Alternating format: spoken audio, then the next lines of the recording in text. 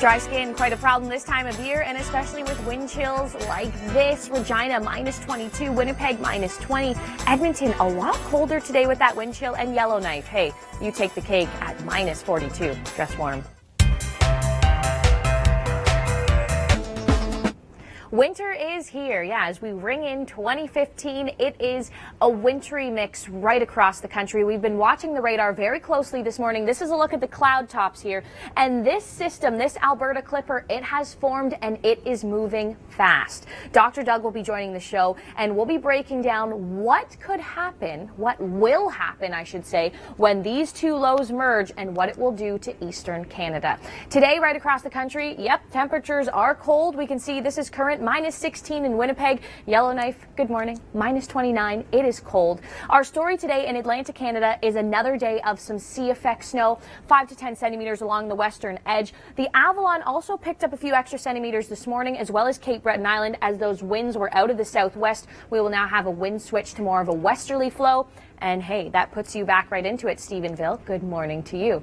Our story into Ontario, it's another day of this, another day of snow squalls. They will start to taper down into the afternoon as high pressure comes into play, but we're bracing for something even bigger than squalls. Let's take a look at Kingston, Ontario. Gilliam, let's talk about this. These two lows will merge and could be a messy scene. It sure will, and it's a big system in terms of its impact on the region, not so much in the ultimate snow totals. We've certainly seen bigger winter storms in terms of snowfall amounts or freezing rain amounts, but impacting a large region.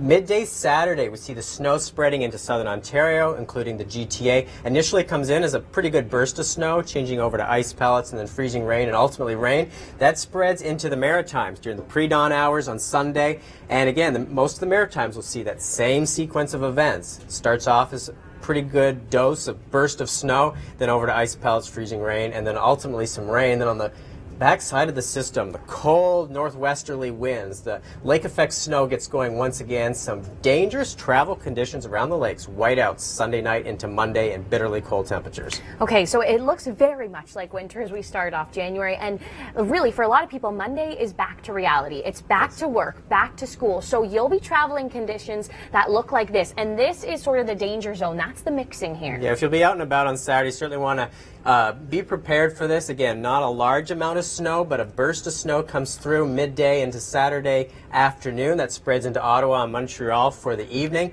In the GTA, the freezing line will be fairly close to the 401, close to Lake Ontario. Expect temperatures go above zero and change over to rain. Temperatures are going to hover very close to zero for a large region. Not so much worried about trees and power lines, although that certainly could be an issue, but road temperatures will still be right around zero.